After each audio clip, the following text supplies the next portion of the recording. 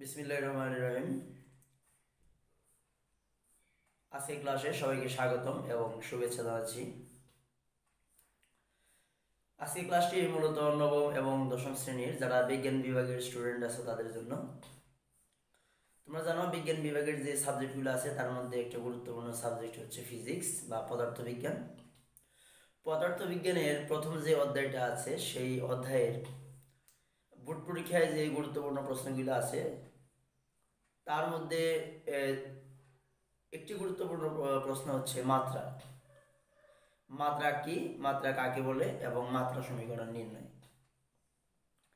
এবং মাত্রার সাথে সম্পর্কিত অর্থাৎ মাত্রা সমীকরণের সাহায্যে গতির সমীকরণের সত্যতা যাচাই।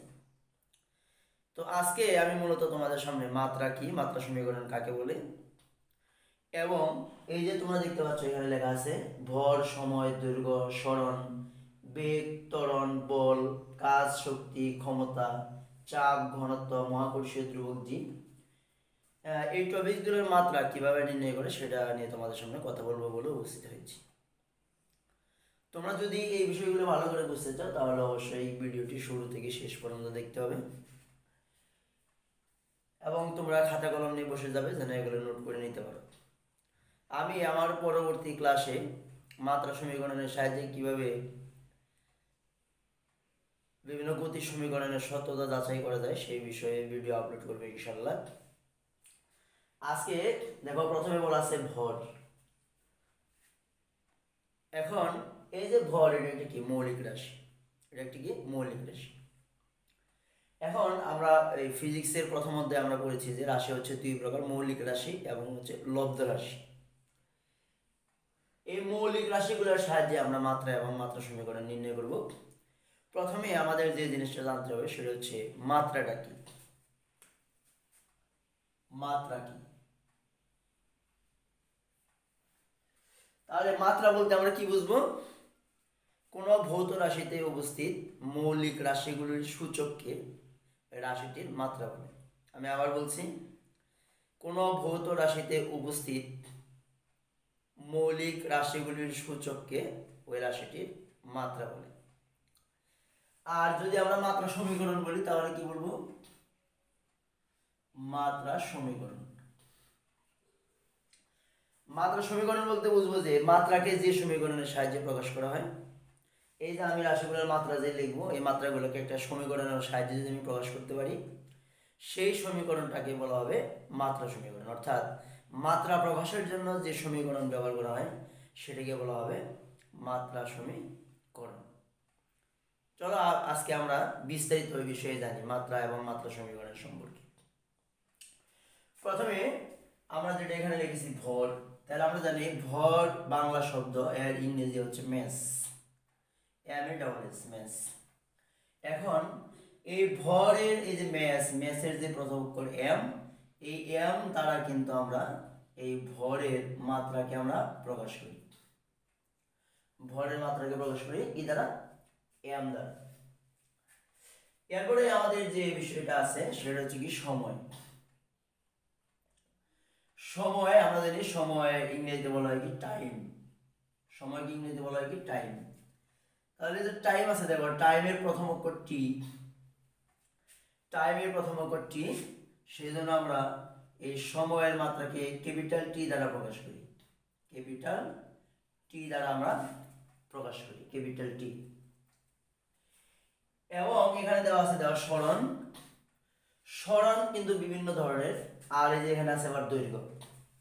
সরণ এবং দৈর্ঘ্য মূলত কিন্তু একই ধরনের। যেমন ধরো আমি যদি এক জায়গা থেকে আরেক জায়গায় যদি হেঁটে হেঁটে যাই তাহলে একটা দূরত্ব অতিক্রম করব, সেটাও কিন্তু কতটুকু দূরত্ব অতিক্রম করলাম সেটাও কিন্তু একটা দৈর্ঘ্য। আবার কতটুকু আমি চলে গেলাম একটা নির্দিষ্ট দিকে সরণ ঘটলো সেটাও কিন্তু একটা দৈর্ঘ্য। ধরো একটা ঘোড়া দৌড়াচ্ছে, ঘোড়া দৌড়ে দৌড়ে সে কত দূর অতিক্রম করলো সেটাও কিন্তু একটা দৈর্ঘ্য, কত পথ সে অতিক্রম করলো। তাহলে এখানে দৈর্ঘ্য এবং সরণটাকে আমরা একই রকম দৈর্ঘ্য। তাহলে দৈর্ঘ্য ইংরেজিতে আমরা বলি কি? দৈর্ঘ্য। দৈর্ঘ্যকে আমরা ইংরেজিতে বলি লেন্থ, LENGTH, লেন্থ। এই যে লেন্থের প্রথম অক্ষর যেটা আছে এল, লেন্থের প্রথম অক্ষর এল, এই এল কে দ্বারা কিন্তু আমরা প্রকাশ করি দৈর্ঘ্যকে, তাহলে দৈর্ঘ্য ইকুয়াল টু এল হচ্ছে এর মাত্রা, এল হচ্ছে এর মাত্রা। তো তোমরা জানো যে এই অধ্যায়ে 7 ধরনের মৌলিক রাশি সম্পর্কে আলোচনা করা হয়েছে। আমরা আজকে এই যে টপিকসগুলো এখানে লেখা হয়েছে, এই রাশিগুলা বা টপিকসগুলোর মাত্রা নির্ণয় করার জন্য আমরা সাধারণত এগুলাই ব্যবহার করব, এম টি এবং এল, এম টি এবং এল, এগুলো আমরা ব্যবহার করব। তাহলে আমরা এখান থেকে কি কি পেলাম? আমরা এখান থেকে দেখো ভরের মাত্রা আমরা পেলাম, ভর ইকুয়াল টু এম, আমরা এটা পেয়ে গেলাম। এরপর সময়ের পরিবর্তে আমরা বড় হাতের টি এটা পেলাম, এবং দৈর্ঘ্য এবং সরণ এই দুইটার পরিবর্তে আমরা পেলাম এখানে এল। ঠিক আছে, এখন আমরা জানবো বেগ সম্পর্কে। কি সম্পর্কে? বেগ সম্পর্কে। আমরা যদি বেগ সম্পর্কে যদি আমরা জানি, তাহলে আমাদের প্রথমে যেটা জানতে হবে সেটা হলো বেগের সূত্র, অর্থাৎ বেগ কাকে বলে। ঠিক আছে, বেগ কাকে বলে সেটা আমাদের প্রথমে জানতে হবে। তাহলে বেগটা কি? একটা নির্দিষ্ট সময় যে দূরত্ব অতিক্রম করে সেটা হচ্ছে বেগ। একটা নির্দিষ্ট দিকে একটা নির্দিষ্ট সময়ে বা একক সময় যে দূরত্ব অতিক্রম করে সেটা হচ্ছে বেগ, একক সময়। তাহলে একক সময় বলতে আমরা কি বুঝবো? একক সময় বলতে আমরা বুঝবো যদি একজন ব্যক্তি টি সময়ে যদি এল দূরত্ব অতিক্রম করে, টি সময়ে যদি এল দূরত্ব অতিক্রম করে, তাহলে একক সময়ে সে দূরত্ব অতিক্রম করবে এল বাই টি। টি সময়ে যদি সে এল দূরত্ব অতিক্রম করে, তাহলে একক সময়ে সে দূরত্ব অতিক্রম করবে এল বাই টি। অর্থাৎ আমরা বলতে পারি বেগ ইকুয়াল টু সরণ বাই সময়, সরণ বাই সময়। তাহলে আমরা আগে বলেছি সরণও কি একটা নির্দিষ্ট দূরত্ব, তাহলে দূরত্ব আর সেটা আবার একটা দৈর্ঘ্য। তাহলে দৈর্ঘ্যকে আমরা কি দ্বারা প্রকাশ করি? এল দ্বারা প্রকাশ করি। তাহলে সরণকে যদি আমরা এল দ্বারা প্রকাশ করি আর সময়কে যদি আমরা টি দ্বারা প্রকাশ করি, তাহলে আলটিমেটলি আমাদের যেটা হবে সেটা হচ্ছে এল, এই টির উপরে মনে মনে একটা 1 আছে, এটা যখন উপরে চলে যাবে তখন এটা হয়ে যাবে -1, এটা হয়ে যাবে -1, এল টি ইনভার্স। তাহলে বেগের মাত্রাটাকে আমরা কিভাবে লিখতে পারবো? তাহলে বেগ ইকুয়াল টু আমরা লিখতে পারবো এল টি ইনভার্স 1, এল টি ইনভার্স 1। ঠিক আছে, তাহলে আমরা এখান থেকে কিন্তু বেগের যেটা পাওয়ার ছিল আমাদের সেটাও কিন্তু আমরা পাই গেলাম, এল টি ইনভার্স 1। এরপরে দেখো আমাদের আছে কি ত্বরণ। ত্বরণ আমাদের কিভাবে আসবে সেটা আমরা এখন দেখব। ত্বরণ কথাটা আমাদের কিভাবে আসবে? ত্বরণের জন্য আমাদের যেটা লাগবে সেটা হচ্ছে বেগ বাই সময়। ত্বরণের সূত্র বেগ বাই সময়। তাহলে বেগ বাই সময় যদি হয়, ত্বরণ ইকুয়াল টু বেগ বাই সময়। ধরো তোমার পরীক্ষার প্রশ্নে আসছে যে ত্বরণের মাত্রা সমীকরণ নির্ণয় করো, ত্বরণের মাত্রা সমীকরণ নির্ণয় করো। তখন তুমি যে কাজটা করবা সেটা হচ্ছে প্রথমে সূত্রটা লিখে নেবে, ত্বরণ ইকুয়াল টু বেগ বাই সময়। যদি আমরা এটা লিখে নিই তাহলে দেখো এরপর আমরা কি লিখতে পারি যে সময়, সময়ের জায়গায় থাকলো এই বেগ। যদি থাকে বেগের পরিবর্তে আমরা আবার লিখতে পারি কি সরণ বাই সময়, সরণ বাই সময়। তাহলে এরপরে আমরা কি লিখতে পারবো? দেখো সরণ বাই সময় ইনটু এই জায়গায় সময়ের নিচে মনে মনে একটা এক ছিল, এই একটা উপরে গেল আর সময়টা নিচে আসলো। এরপর কি হবে? সরণ আর এক গুণ করলে আমাদের কি থাকবে? সরণ থাকবে। আর সময় যদি আমরা গুণ করি তাহলে আমাদের হবে সময় স্কয়ার, সময় স্কয়ার। তাহলে এই সরণকে যদি আমরা এল দ্বারা প্রকাশ করি আর সময়কে যদি আমরা টি দ্বারা প্রকাশ করি, তাহলে এখানে স্কয়ার আছে, টি স্কয়ার। তাহলে এটা সমান আমরা কি লিখতে পারবো? এল টি ইনভার্স 2, এল টি ইনভার্স 2। তাহলে এভাবে কিন্তু আমরা যদি পরীক্ষায় বলে যে ত্বরণের মাত্রা নির্ণয় করো, ত্বরণের মাত্রা নির্ণয় করো, তাহলে তখন কিন্তু আমরা এইভাবে কিন্তু লিখে দিতে পারবো। ঠিক আছে, তাহলে যদি এটা হয় তাহলে আমরা ত্বরণের মাত্রাটা পেয়ে গেলাম। এরপরে আমাদের যেটা আসবে এখানে এল টি ইনভার্স 2। এবার আমরা যেটা কাজ করবো সেটা হলো বল। বল নিয়ে যদি আমরা কাজ করি তাহলে আমাদের প্রথমে বলের সূত্র জানতে হবে। প্রথমে আমাদের বলের সূত্রটা জানতে হবে। এখন বল সমান কি? তাহলে বল সমান কি হবে তোমরা বলো দেখি।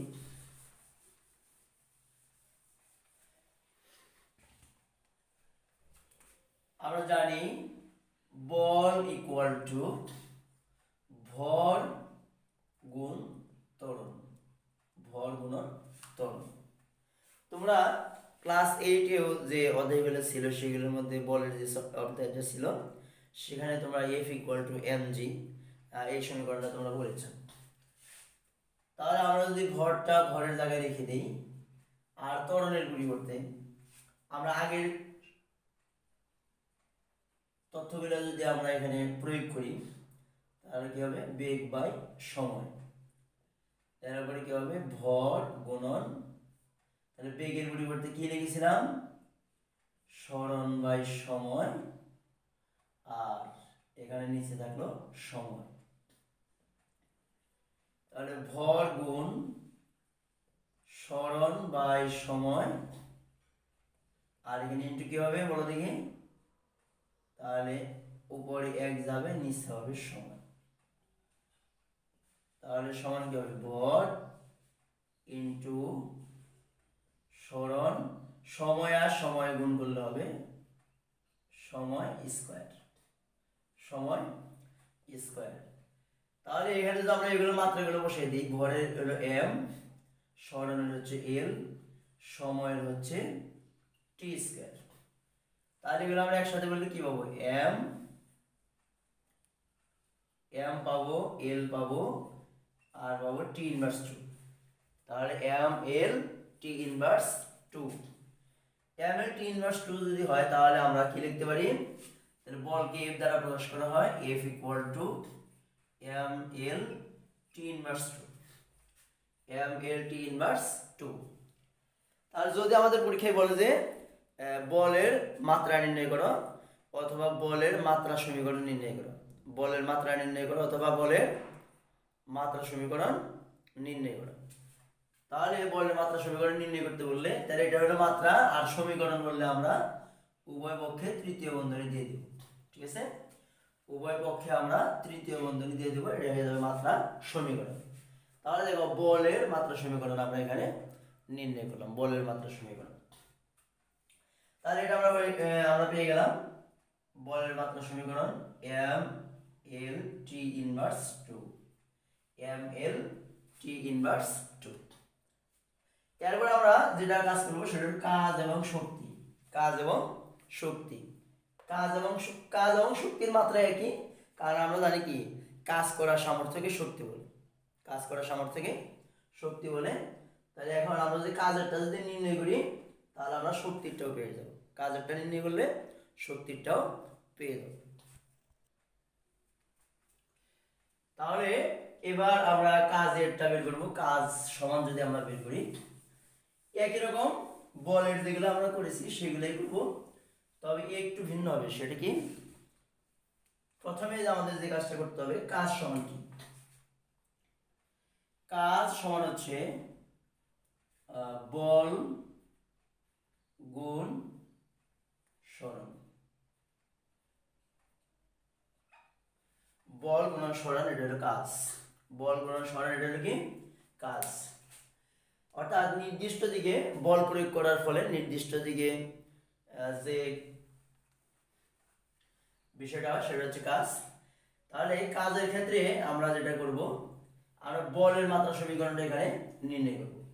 বলের মাত্রা সমীকরণ আমরা নির্ণয় করার পর বা মাত্রা নির্ণয় করার পর আমরা জানি কি বলের কারণে আমরা পাইছি m l t inverse 2 into সরণের পরিবর্তে আমরা দেব কি এল, তাহলে এম এল, এল আর এল গুণ করলে কি হবে L square T inverse two, M L square T inverse two.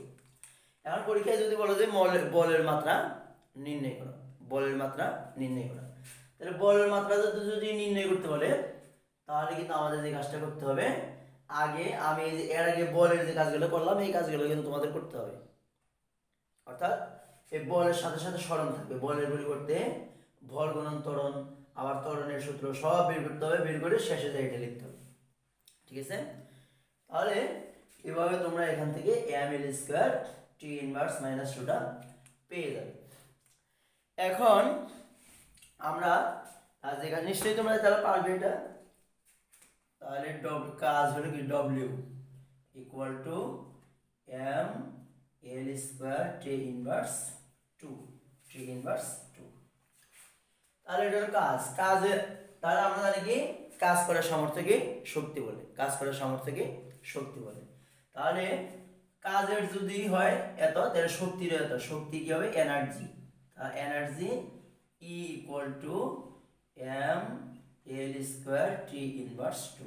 এটা হলো শক্তির মাত্রা সমীকরণ। তাহলে এটা হলো কাজের এবং এটা কি শক্তির মাত্রা সমীকরণ। তাহলে আমরা এই দুটো পেয়ে গেলাম। এবার আসো ক্ষমতা। ক্ষমতার ক্ষেত্রে আমরা যে কাজটা করব, ক্ষমতার মাত্রা সমীকরণে নির্ণয় করার জন্য আমরা যে কাজটা করব, তাহলে এটা করতে হলে আমরা জানতে হবে ক্ষমতা সমান কি। তাহলে আমরা জানি কি একক সময়ে যে পরিমাণ কাজ সম্পন্ন হবে সেটাকে বলা হবে ক্ষমতা। একক সময়ে যে পরিমাণ কাজ সম্পন্ন হবে সেটা হবে ক্ষমতা। তাহলে কাজকে আমরা বলি কি ডব্লিউ, আর সময়কে আমরা বলি টি। তাহলে W by T, W by T যদি হয় তাহলে দেখো ক্ষমতার ক্ষেত্রে আমাদের কি কাজটা করতে হবে, তাহলে আগে কাজেরটা বের করতে হবে, আগে কাজের মাত্রা সমীকরণ যেটা, কাজের মাত্রা যেটা সেটা বের করতে হবে। তাই কাজের মাত্রা কিভাবে বের করতে হবে সেটা তোমাদের একটু আগে আমি দেখালাম। তাহলে সেভাবে তোমরা কাজেরটা বের করবে। তাহলে কাজের পরিবর্তে পাবে কি তোমরা M L square T inverse two, আর এখানে টি এর পরিবর্তে আসবে আরেকটা টি, তাহলে সময়ের পরিবর্তে এটা আসবে। তাহলে এখন কি হবে M L square T inverse two, এই টি এর উপরে 1 ছিল, এটা আবার যাই হবে -1, তাহলে M L square T inverse 3, M L square T inverse 3। তাহলে ক্ষমতাকে যদি আমরা পি দ্বারা যদি প্রকাশ করি তাহলে বড় হাতের পি, বড় হাতের পি, আর এটা হবে M L square T inverse 3। তাহলে এটা হচ্ছে কাজের মাত্রা সমীকরণ, কাজের মাত্রা সমীকরণ। তাহলে M L square T inverse 3, তাহলে এটা ক্ষমতা হয়ে গেল। ক্ষমতাটা আমরা পেলাম। এবার ক্ষমতাটা যেহেতু আমরা পেয়েছি কাজেরটা ব্যবহার করে, তাহলে কাজের পরে আমরা এটা লিখবো, এটা হয়ে যাবে। কিন্তু তোমাদের এখানে কাজ করতে হবে, কি কাজ করতে হবে, এই যে কাজের মাত্রাটা কিভাবে বের করতে হয়, কাজ ইকুয়াল টু কি, কাজ ইকুয়াল টু আমরা কি বলছিলাম মনে আছে, কাজ ইকুয়াল টু বলছিলাম বল গুণন সরণ, আবার বলের জায়গায় কি বলছিলাম ভর গুণন ত্বরণ।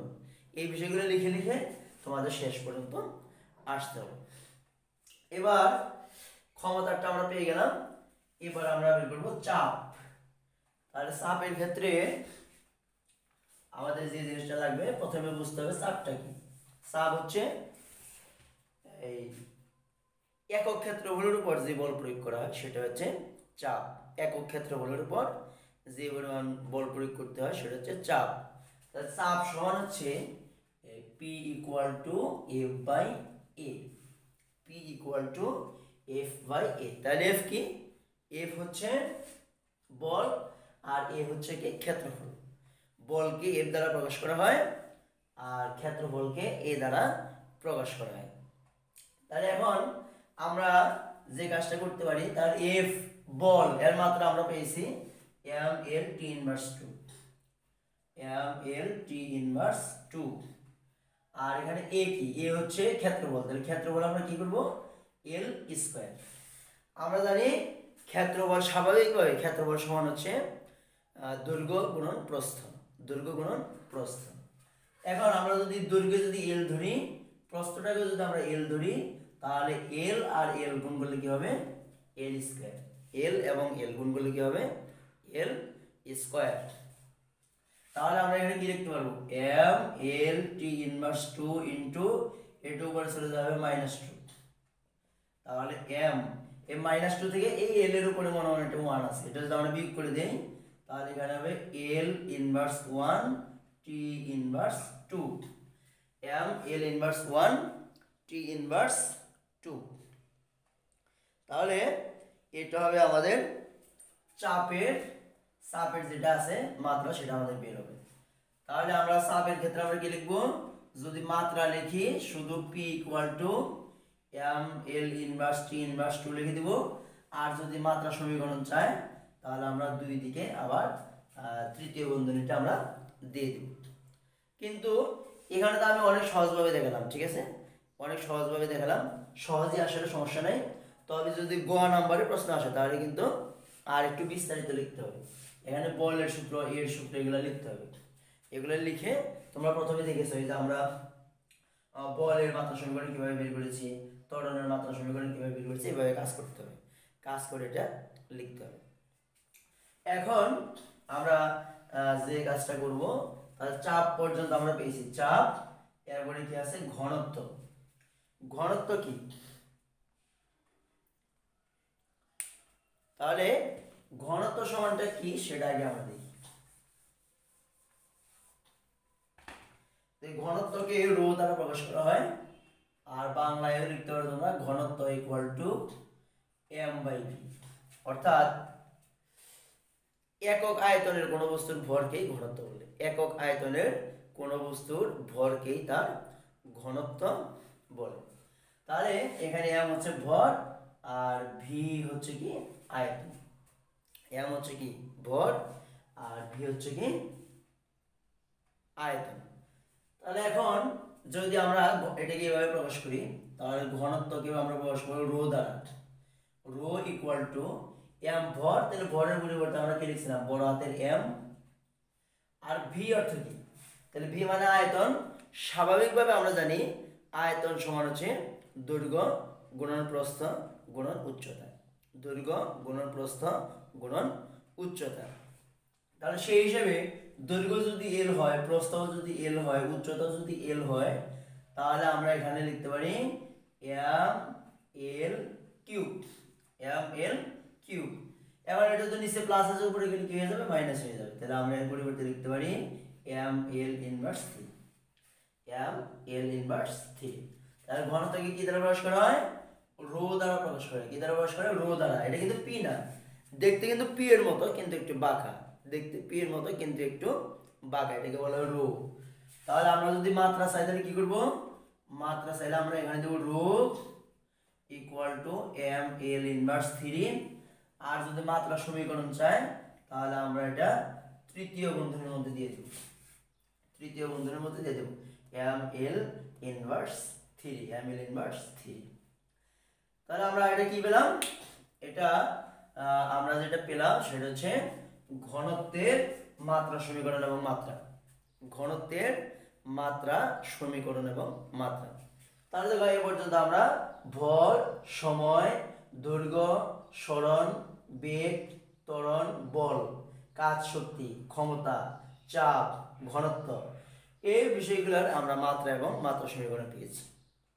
এবার আমরা যেটার মাত্রা নির্ণয় করবো সেটা হচ্ছে মহাকর্ষীয় ধ্রুবক বড় হাতের জি। তোমরা জানো ক্লাস 8এও তোমরা পড়েছ যে জি হচ্ছে দুইটা, একটা হলো স্মল জি আর একটা হলো ক্যাপিটাল জি, স্মল জি এবং ক্যাপিটাল জি। তাহলে স্মল জি যেটা সেটা হচ্ছে কি অভিকর্ষ ত্বরণ, অভিকর্ষ ত্বরণ, আর মহাকর্ষীয় ধ্রুবক হলো ক্যাপিটাল জি। এখন জি এর তোমরা একটা সূত্র ক্লাস 8 এ পড়েছ বল নির্ণয়ের ক্ষেত্রে, F equal to G m1 m2 by D square. তোমরা ডি এর পরিবর্তে ইচ্ছা করলে আরও ব্যবহার করতে পারো। এখন আমরা সেই মহাকর্ষীয় ধ্রুবক যে জি আছে সেটার মাত্রা এবং মাত্রা সমীকরণ নির্ণয় করব। অনেক পরীক্ষায় এই এখানে আমি যেগুলো দেখিয়েছি অনেক পরীক্ষায় কিন্তু এগুলা আসছে। এবার আমরা নির্ণয় করব মহাকর্ষীয় ধ্রুবক জি এর মাত্রা সমীকরণ তাহলে তাহলে আমরা জানি F equal to G m1 m2 by D square অথবা আর স্কয়ার, ডি স্কয়ার অথবা আর স্কয়ার। তাহলে আমাদের যেহেতু জি এর মানটা বের করতে হবে, তাহলে আমরা এখন এখানে কি যে কাজটা করতে পারি, এই তিনটে উপরের সংখ্যা তাহলে কোনাকুনি গুণ করলে এ পাশে চলে আসলো জি m1 m2 আর এদিকে গুণ করলে আসবে f d স্কয়ার। কি আসবে? f d square. তাহলে এর পরিবর্তে আমরা লিখতে পারি G f d square by m1 m2। এখানে গুণ ছিল, এবার কি হয়ে গেল? ভাগ হয়ে গেল। কি হয়ে গেল? ভাগ হয়ে গেল। এবার আমরা যে কাজটা করব দেখো, সেটা হচ্ছে f এর মাত্রা আমরা লিখে দেব, f এর মাত্রা। তাহলে দেখো এখানে লেখা আছে f এর মাত্রা কি m l t ইনভার্স 2। তাহলে f এর মাত্রা হচ্ছে m l t inverse 2 into, আবার কি আছে d স্কয়ার। তাহলে d হলো কি ডিসটেন্স, d হচ্ছে কি ডিসটেন্স, DISTANC, ডিসটেন্স থেকে d আনা হয়েছে। তাহলে এটা একটা দূরত্ব, আর দূরত্ব বলতে আমরা কি বুঝবো? দৈর্ঘ্য কি বুঝবো? দূরত্ব বলতে আমরা কি বুঝবো? দৈর্ঘ্য কি বুঝবো? তাহলে এখানে d স্কয়ারের পরিবর্তে আমরা লিখব l স্কয়ার, l স্কয়ার। এবার এখানে কি আছে দেখো m1 m2, m1 m2। তাহলে m1 m2 যদি থাকে তাহলে m হচ্ছে একটা ভর, এটা হলো একটা ভর। তাহলে m1 এর পরিবর্তে m, আবার m2 এর পরিবর্তেও m।